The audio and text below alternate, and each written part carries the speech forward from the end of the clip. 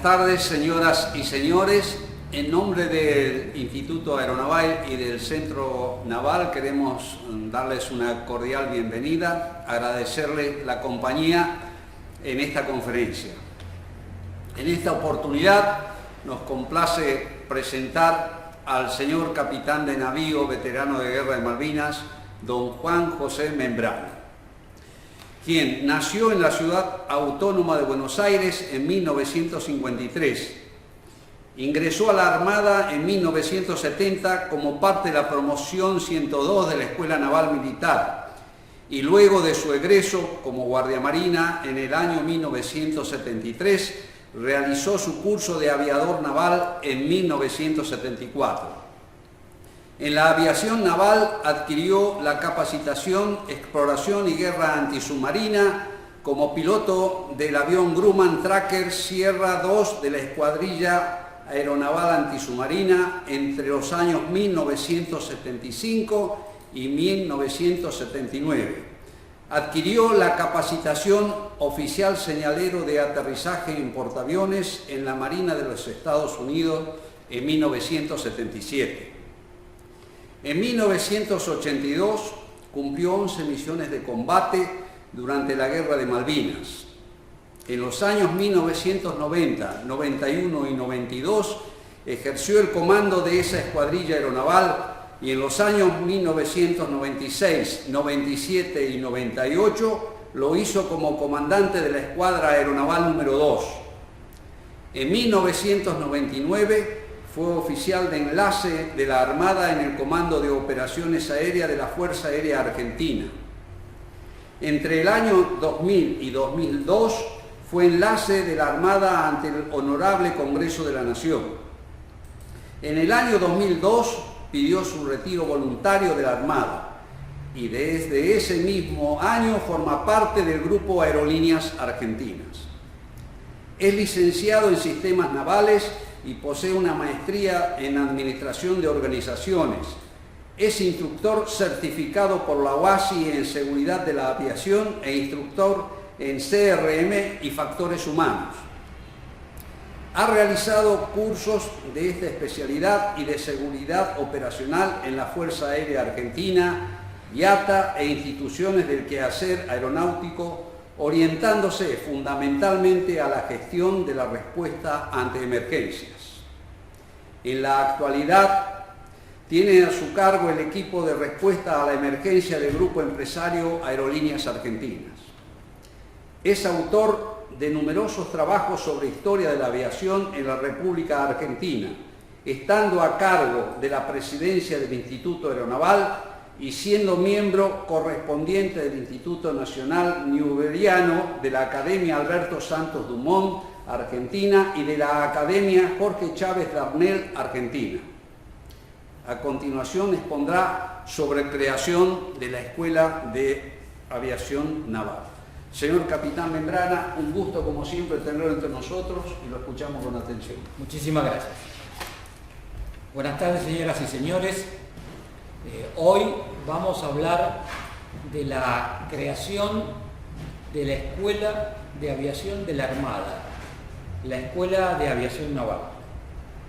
Esta conferencia es la continuación de la que hiciéramos hace un mes atrás con el señor almirante don Enrique Molina Pico, donde él expresara los fundamentos que tuvo la Armada para desarrollar su aviación allá por principios del siglo XX. Para comenzar esta charla los voy a llevar 40 años atrás. A las 12:45 del 1 de marzo de 1982, el Tracker 2 Alfa Sierra 23 era posicionado en la catapulta del portaaviones ARA 25 de Mayo con el capitán Davini, el teniente Bazán, los suboficiales Lencina y Paulincas, e iniciaban un vuelo de exploración en búsqueda de la flota británica, de la que 3 vuelos de exploración anteriores habían tenido indicios, pero ninguno había podido hacer contacto. acumulaban experiencia profesional y temple, adquiridos desde sus comienzos en la aviación de la Armada. Pero más aún, eran el producto de una historia escrita por profesionales.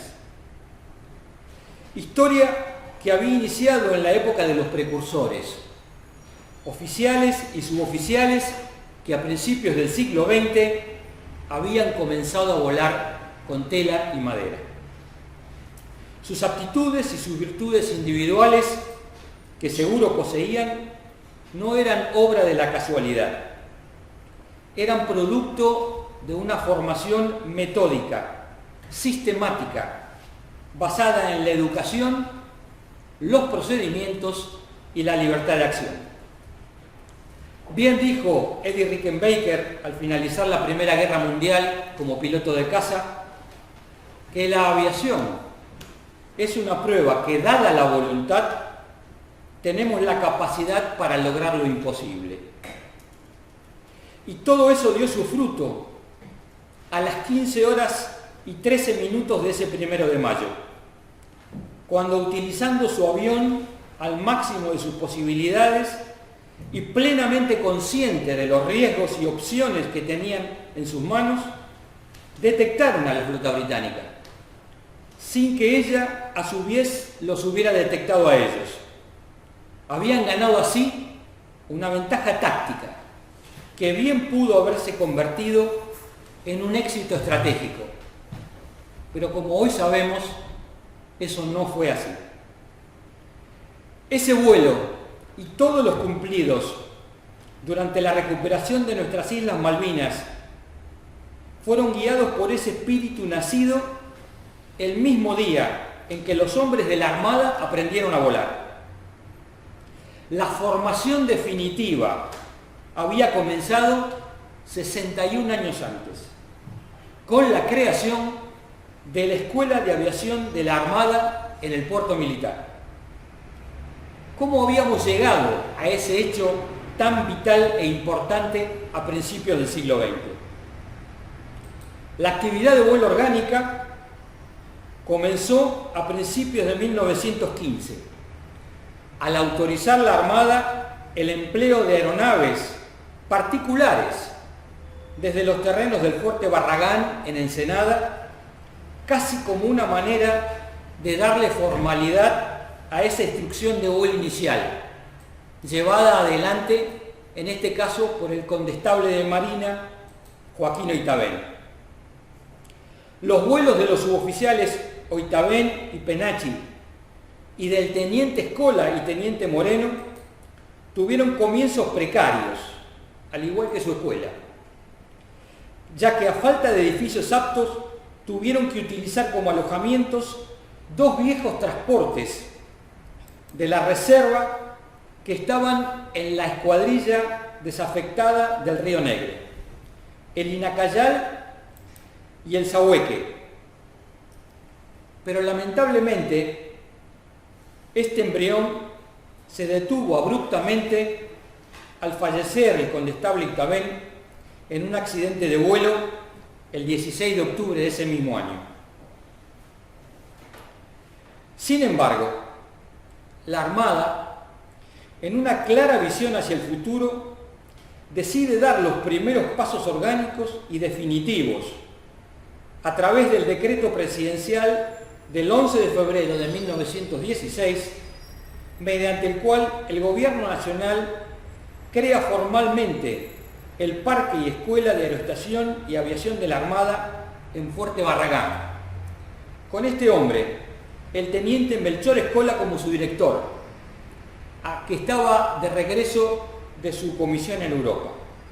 Melchor Escola había sido el primer marino con alas, formado en la llamada entonces Escuela Militar de Aviación en el año 1912.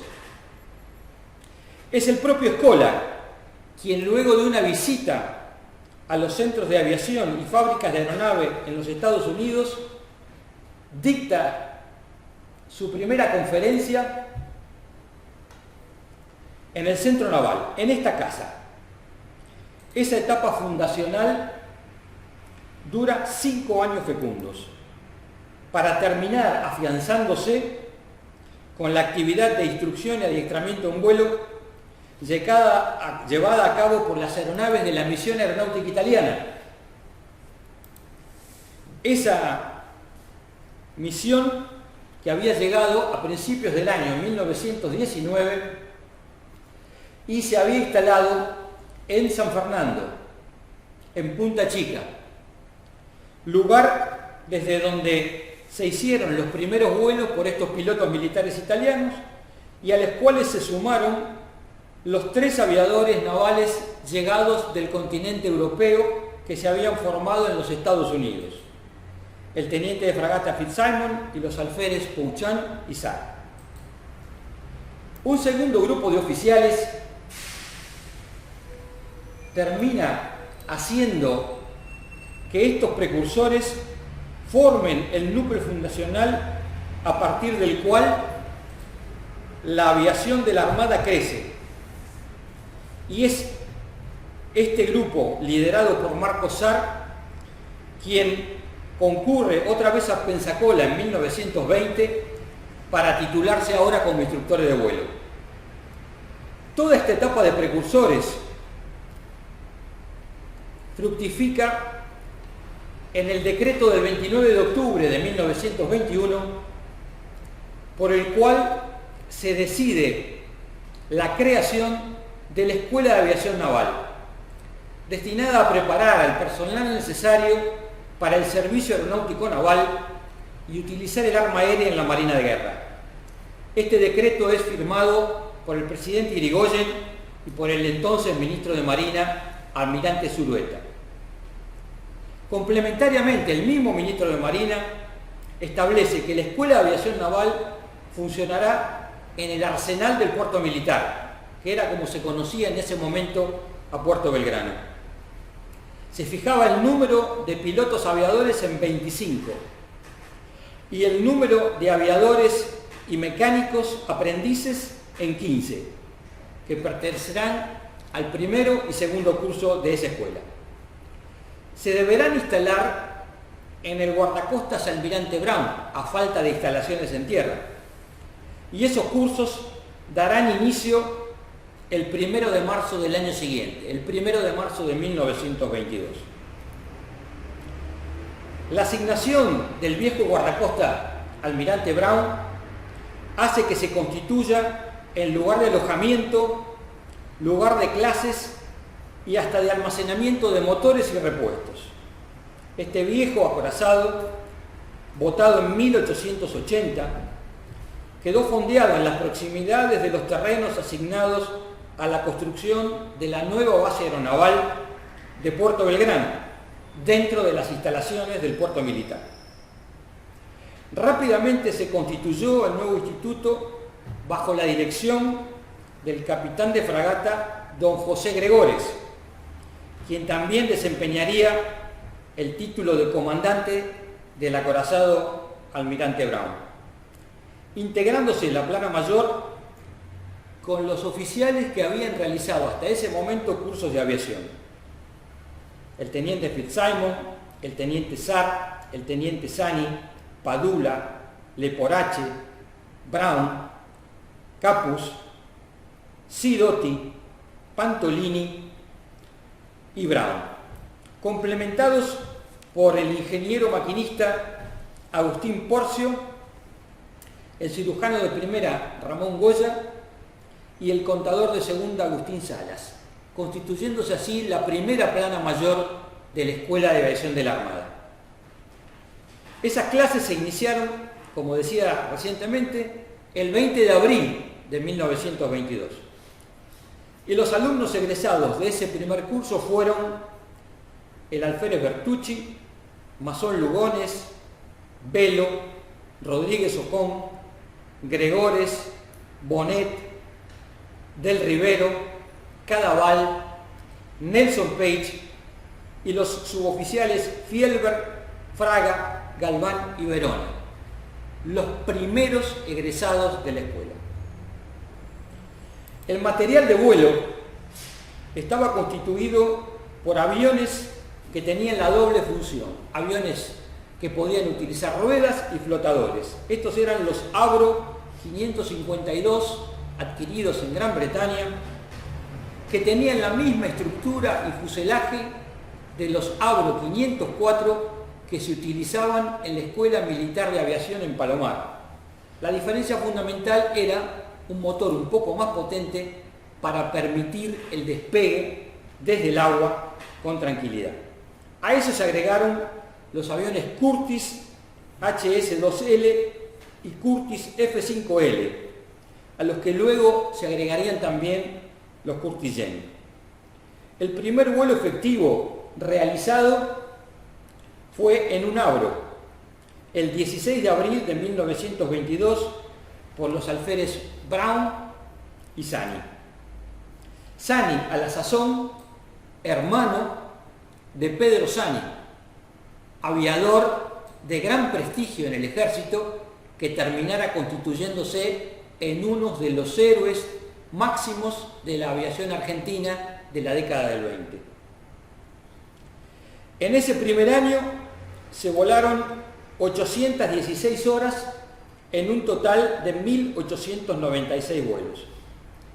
Se habilitó Campo Sarmiento y la dársena del puerto militar fue el escenario de los decolajes y acuatizajes.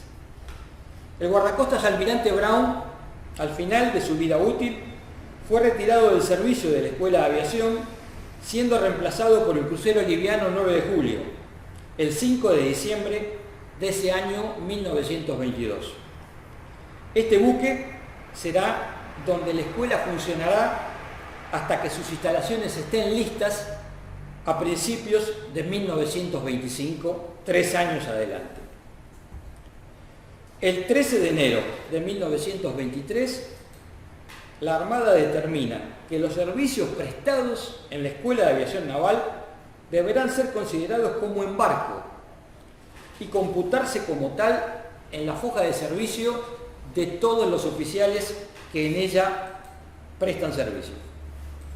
Mientras tanto, se ha iniciado una importante obra de infraestructura que constituirá la futura Escuela de Aviación Naval y la Base Aeronaval de Puerto Belgrano. Se asigna a la firma Hardcastle lo referente a las obras civiles y en 1921 se comienzan a armar los primeros hangares en Campo Sarmiento y en el puerto militar. Se adquieren en Alemania 4 hangares metálicos desarmables de 30 por 60 y en los Estados Unidos un taller de mantenimiento y reparaciones completo. Se designa una comisión inspectora de esas obras, presidida por el director de la escuela e integrada por el subdirector, el jefe de técnica civil de la base de Puerto Belgrano y el subintendente de la misma. Se instalan, ya en esa precaria base en construcción, los elementos de radio y telefonía para el enlace con los aviones en vuelo y se arman definitivamente los aviones adquiridos en Alemania. Lamentablemente, durante la recepción de aviones en Europa, el joven teniente Esteban Sani, como ya dije, hermano de Pedro, fallece en un accidente de aviación en la ciudad de Pisa, en Italia, probando como observador unos aviones que la Armada iba a recibir. Ese mismo año 23, el presidente de la República, don Marcelo Torcuato de Alvear, acompañado por el ministro de Marina, el almirante don Mé García, visitan la nueva escuela y las obras de la nueva base aeronaval. Esos cursos de 1923 se cumplen tal y como estaban previstos. Y llegado a 1924, se establecen 2 categorías que se impartirán en la escuela. Un curso preliminar para oficiales y suboficiales, empleándose en él los aviones Avro para el primer ciclo y los aviones HS-2L Curtiss en el segundo ciclo. Luego el curso superior de pilotos de hidros se utilizará el bote volador F-5L, también para oficiales y suboficiales. Es así como llegamos al principio de 1925, donde las obras de la escuela y de la base están casi finalizadas. Han sido levantados 6 hangares completos dentro de su ámbito y también las edificaciones para su alojamiento, escuela, cuarteles de seguridad y depósitos. El 26 de abril de 1925, la Escuela de Aviación Naval deja definitivamente el crucero 9 de julio y se traslada a su flamante edificación en el ámbito de la nueva base aeronaval de Puerto Belgrano. Queda adscripto a la escuela el aviso A3 y 2 lanchas rápidas de salvamento, siendo el comandante de ese equipo uno de los oficiales de la Plana Mayor. Los cursos de 1925 se mantienen al ritmo del nivel del año anterior, utilizándose los aviones terrestres desde Campo Sarmiento, además de los Curtis ya mencionados. En 1926, luego de que se inaugurara la base aeronaval Punta Indio, próxima a la ciudad de Verónica, en la boca del Río de la Plata, los cursos preliminares o elementales se trasladan a esa base, donde se cumplen con las primeras etapas en aviones Petrel.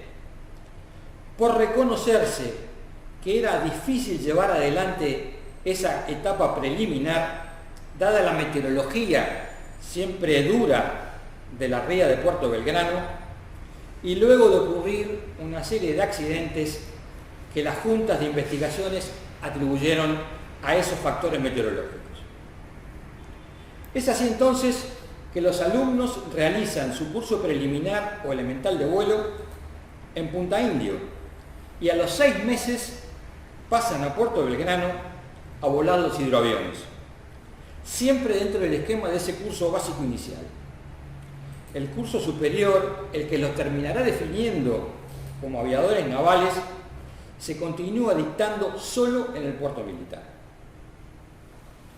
Este sistema, impuesto en 1926, se mantendrá hasta el año 1939, donde la dirección de la Escuela de Aviación Naval permanece en Puerto Belgrano y en Punta Indio existe un subdirector que lleva adelante las clases de vuelo con los instructores y el material afín a sus órdenes, así como un servicio de instrucción en aviación, con cargos en adiestramiento básico de los futuros pilotos aeronavales. Así, por ejemplo, en 1930, el cargo de subdirector de la escuela con sede en Punta Indio es ejercido por el teniente de navío Víctor Padula, y el jefe de instrucción de vuelo es uno de los aviadores de la primera camada, el teniente Bonet. Esa escuela es la que entonces materializa la instrucción elemental, y ese ritmo de la escuela no decae y va produciendo sus frutos y elaborando año tras año y en sucesivas promociones las camadas de pilotos de hidroavión y pilotos aviadores navales que se van incorporando al nuevo escalafón de vuelo de la Armada. Llegado 1939, se abandona este sistema de formación mixto de pilotos, y donde a partir de ese momento, excepto para los pilotos de la reserva, todos los pilotos navales deberán provenir del escalafón de personal superior. En 1945, la escuela recibe un doble estímulo. ¿Por qué? Porque abandona las instalaciones de la base aeronaval Puerto Belgrano y se traslada definitivamente a la nueva base aeronaval de Comandante Espora, y recibe el enorme empuje de esa transformación que le da la dirección ejercida por el capitán de fragata Alejandro Maregno, pleno de conocimientos en el tema adquiridos en el país y en el exterior. ese año 1945, que será tratado en extenso en nuestra próxima conferencia, la escuela sufre una de sus transformaciones trascendentes, básicamente en materia de enseñanza de vuelo, ya que se crea además el curso de pilotos de la Reserva Aeronaval, partiéndose de la base de un núcleo de conscriptos seleccionados. Este sistema regirá hasta los años 50 y supone la creación completa de personal de vuelo y de apoyo terrestre para el caso eventual de futuras movilizaciones, obteniéndose una frondosa experiencia producto de la Segunda Guerra Mundial. En estos 100 años de la creación definitiva, la escuela ha mantenido un criterio uniforme y homogéneo en la formación del personal de pilotos aviadores, que se sintetiza en este lema acuñado en 1928. El aviador naval es ante todo y por doctrina un marino, al que su vocación por el vuelo lo capacita y desarrolla en el empleo de la aviación para la defensa de la patria en el mar. La continuidad en el tiempo, su alto grado de enseñanza, la rigidez mantenida en las normas de conducta de alumnos y profesores, la hacen una de las más antiguas y continuas escuelas de vuelo de Latinoamérica y una de las más capaces e idóneas del mundo en función de sus reales resultados. Cabe mencionar que dentro de los equipos de vuelo surgieron donaciones, como el hidroavión Buenos Aires, que vemos hoy en la pantalla, donado por la familia Dugan luego del exitoso RAID Nueva York-Buenos Aires en el año 1926. Es así como a partir de 1930 los buques de la Armada empiezan a contar con aeronaves que forman parte del buque. En este caso vemos los hidroaviones Faraday, que también tenían una versión terrestre, que pasan a desempeñarse como exploradores de los acorazados Moreno y Rivadavia. La aviación naval se convierte plenamente, a partir de ese momento, en los ojos de la flota en operaciones, ya no desde una base terrestre, sino desde el mismo buque que opera lejos de la costa. Estas operaciones se complementan ahora con talleres del desarrollo de equipos aeronáuticos. Muchos se arman bajo licencia directamente traídos desde los Estados Unidos o desde Europa. Pero también en esta nueva base aeronaval de Punta Indio se producen bajo licencia aviones hechos en la República Argentina. Es así como este modelo que ustedes ven, el Curtis Quelito, ha llegado hasta nuestros días. Esa matrícula, el Lima Victor Foxtrot India Bravo, que hoy está en manos de un dueño civil, es el mismo avión fabricado bajo licencia en Punta Indio en 1932. En Punta Indio también surgen como verdaderas sucursales del Instituto de Formación de Pilotos Aviadores un curso de vuelo elemental en esta nueva estación aeronaval, donde se dicta teoría y práctica, y a su vez por primera vez se genera un manual de instrucción de vuelo que será compartido con toda la comunidad aeronáutica argentina. Se reciben en el año 36 los primeros aviones metálicos para instrucción, los Stearman 76D1, que serán a su vez protagonistas de hechos gloriosos para la aviación argentina, como por ejemplo ser el primer avión que tiene el honor de volar dentro de la Antártida Argentina, despegando desde la isla de Decepción. Ese nuevo manual de instrucción que se edita desde la Dirección de Aviación Naval, presidida en ese momento por el almirante don Marcos Antonio Sar, constituye la traducción del mejor manual de vuelo de la época y es compartido de uso público para toda la aviación argentina. Es así como se desarrolla el Centro de Adiestramiento en Vuelo de la Fuerza Aeronaval número 1, donde empiezan a darse los primeros pasos para el vuelo sin visibilidad, o vuelo a ciegas, como se lo conocía en ese momento, y del que fuera su principal instructor, un nombrado piloto alemán de la época, Federico Roland, que utilizaba los primeros aviones con capacidad de vuelo instrumental que se dispusieran en el país, que eran los famosos Junker W-34, que tuviera tanto el ejército como la armada. Ese adiestramiento, a su vez, se comparte con el adiestramiento de mecánicos en una escuela de formación integral, donde no solamente se forman pilotos, sino que también ahora tenemos las primeras camadas de mecánicos. Esas primeras etapas iniciales, que habían sido originadas en Fuerte Barragán con los primeros carpinteros aeronáuticos, se adiestraban ahora en vuelo para el mantenimiento de aviones cada vez más modernos y en tareas subsidiarias que se desarrollaban en todo el ámbito de la aviación de la Armada, el mantenimiento de los motores, el mantenimiento del fuselaje, donde también se formaba y participaba personal civil.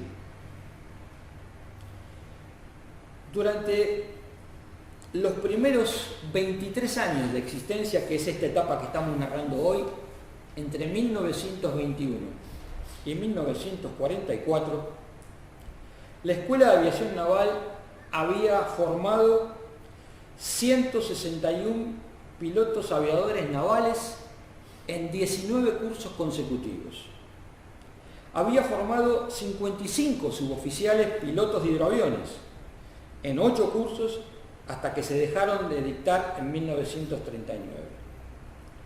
Con estos pilotos, sumados a los más de 200 mecánicos aeronáuticos que habían salido de esa misma escuela de aviación, se tenía una presencia a lo largo de todo el litoral atlántico argentino y en todos los lagos y ríos interiores. La aviación de la Armada había aumentado sus horas de vuelo de esas 500 horas iniciales en 1922 hasta más de 8.000 horas en 1944.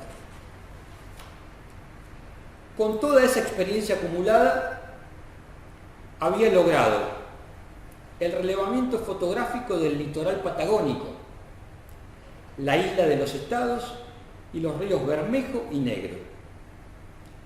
Había cumplido vuelos de recepción y traslado de mandatarios internacionales que se movilizaban a través de unidades navales. Había realizado maniobras conjuntas con el ejército en la Mesopotamia y luego se extenderían a partir de 1945 con la recientemente formada Fuerza Aérea Argentina.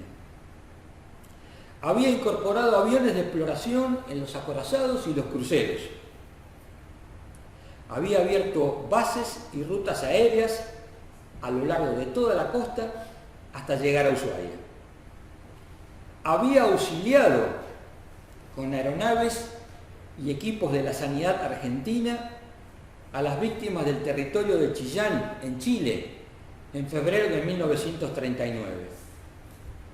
Había cumplido el primer vuelo de aviones argentinos hacia las Islas Malvinas en enero de 1940 para ejercer nuestro derecho soberano de sobrevuelo sobre el mar argentino y las islas que aún hoy siguen irredentas. Había auxiliado a la provincia de San Juan debido a su terremoto en febrero de 1944. Y todo esto había transcurrido en estos primeros 30 años del servicio de la aviación de la Armada a la Nación. Pero todo esto no hubiera sido posible sin una visión que articulara con las autoridades de la Armada un concepto integrador de las operaciones navales. Quien condujo esa visión a lo largo de 27 años fue el contraalmirante don Marcos Antonio Saga, formado como artillero en la Escuela Naval Militar, devenido en piloto en la Armada de los Estados Unidos en 1917, habiendo adquirido experiencia de guerra al participar con sus otros dos compañeros en el teatro europeo durante la Primera Guerra Mundial, y estando decidido a que la Armada integrara su aviación, no con el ánimo de ser exclusiva, sino con la necesidad de operar lejos de la costa, a veces sin comunicaciones, y la necesidad de manejar las tres dimensiones. Para cerrar, Pitágoras, el célebre matemático griego, hace 25 siglos dijo: educar no es dar una carrera para vivir, sino templar el alma para las dificultades de la vida.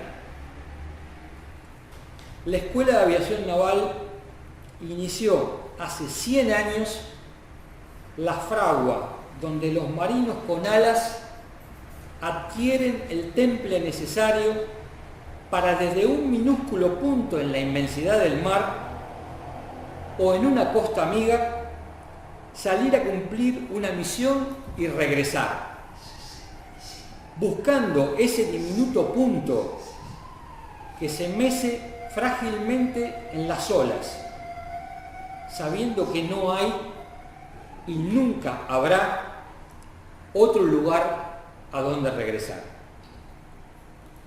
Esa fragua que hoy, en medio de tanta adversidad, la Armada sigue sosteniendo al rojo vivo, continúa forjando los pilotos y tripulantes que vuelan desde el mar y hacia el mar, pero teniendo siempre como norte y consigna la defensa de los intereses de nuestra nación. Con esto damos finalizado esta charla y les agradezco profundamente el haber participado de ella. Buenas tardes.